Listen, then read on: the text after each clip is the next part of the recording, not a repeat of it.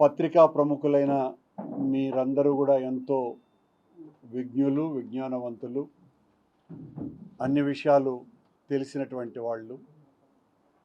ప్రపంచంలోనే అత్యంత పవిత్ర పుణ్యక్షేత్రమైన తిరుపతి నగర ఆవిర్భావ దినోత్సవం 24/2/1130 సంవత్సరాన ఒక దివ్య ముహూర్తంలో శంకుస్థాపన జరిగింది అన్నటువంటి విషయం మీకందరికీ కూడా విదితమే. గత 2 సంవత్సరాలుగా ఆ అద్భుత గడియల్ని గుర్తుంచుకొని జగద్గురువు రామానుజాచార్యుల అమృత హస్తాలతో ప్రారంభింపబడ్డ ఆ బ్రాహ్మణ అగ్రహారం దినదిన ప్రవర్తమానమై గోవిందరాజపురంగా,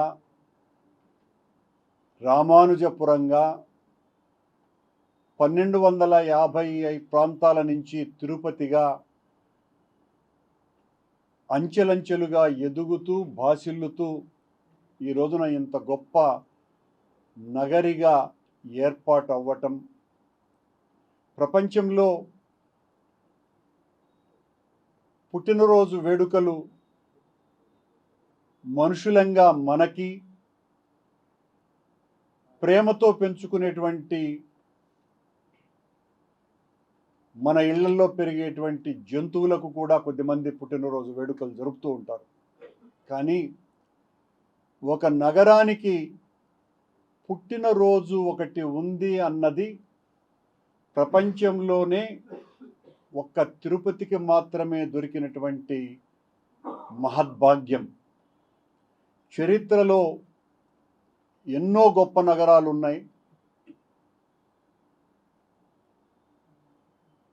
క్రీస్తుకు పూర్వం 4000 సంవత్సరాల క్రితమే ఏర్పడ్డటువంటి నిప్పర్, ఇలాంటి నగరాలన్నీ కూడా కాలగర్భంలో కలిసిపోయాయి. చరిత్రకు అంది కొన్ని వందల సంవత్సరాలుగా ఉన్నటువంటి ప్రాచీన నగరాలు దేనికి కూడా ఫలానా సంవత్సరం ఈ నగరమో ఈ పల్లెనో ప్రారంభమయ్యింది అన్నదానికి ఆనవాళ్ళు ఏమాత్రం కూడా లేవు.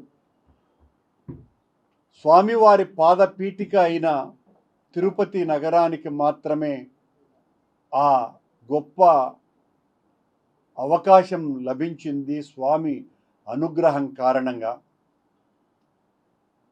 దీనికి రుజువుగా ప్రతిరోజు గోవిందరాజ ఆలయంలో ఒక మంత్ర పుష్పంలో ప్రతిరోజు కూడా ఈ 24/2/1130ని చెప్పే రీతిలో సంస్కృతంలో ఆ రోజు నుంచి ప్రారంభమైంది అన్నటువంటి ఆనవాళ్లే కాకుండా గోవిందరాజ గోపుర శాసనాలలో కూడా ఆనాడు జగద్గురువుల వారు తన 108వ సంవత్సరం, 120 సంవత్సరాలు బ్రతికినటువంటి ఆ మహానుభావుడు తన 108వ సంవత్సరం తిరుపతి పట్టణానికి విచ్చేసి వెంకటేశ్వర స్వామికి నిత్య పూజలు చేసేటువంటి అర్చకులకు నిలయంగా కొండ మీద నివాసత్వం ఉండటం కష్టం కాబట్టి తిరుపతికి దగ్గరగా ఉండే విధంగా వాళ్ళ కోసమని ఈ బ్రాహ్మణ అగ్రహారాన్ని స్థాపించినట్టుగా చారిత్రక ఆనవాళ్లు తెలుపుతున్నాయి.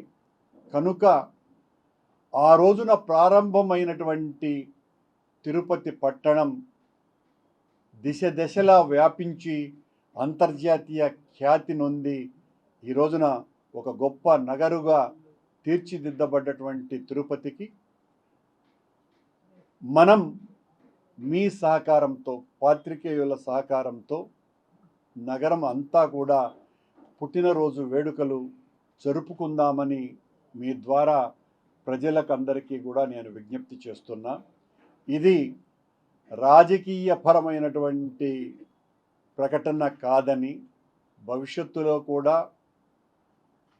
ఇది పరంపరగా కొనసాగాలి, ఒక మంచి సాంప్రదాయంగా దీన్ని మనమందరము కూడా అనుసరించాలి, పాటించాలి. 2 సంవత్సరాలు చాలా చక్కగా చేశాం. ఈ 3వ సంవత్సరం కూడా ఇది గొప్పగా జరుపుకుందాం. 24వ తారీఖు ఉదయం సరిగ్గా 9 గంటలకు గోవిందరాజ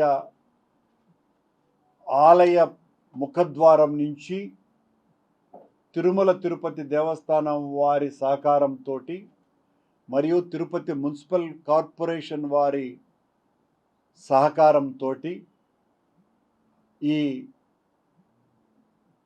ఆవిర్భావ వేడుకలు జరుగుతాయి. మీరందరూ కూడా వచ్చి దాన్ని బాగా ప్రాచుర్యంలోకి తీసుకువెళ్ళవలసిందిగా కోరుతున్నాను. ఇది నా వ్యక్తిగత ప్రాబల్యం కోసమనో స్వార్థం కోసమనో చేస్తున్నటువంటి విషయం కాదు. ఒక సాంప్రదాయము సంస్కృతి కలిగినటువంటి తిరుపతిలో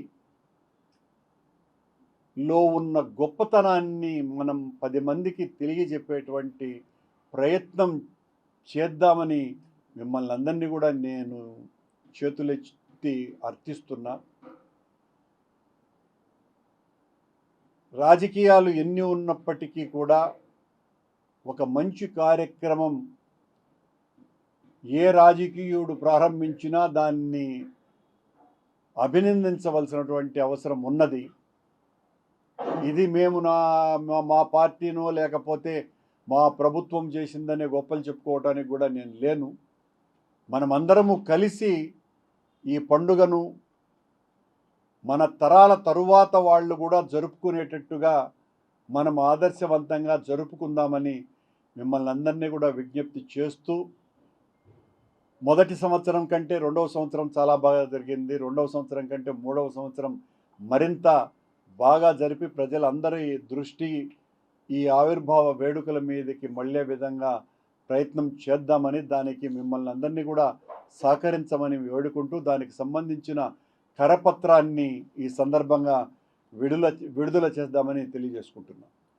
దీనికి సంబంధించి ఏ ప్రశ్నలు ఉన్నా కూడా నేను సమాధానం చెప్తాను.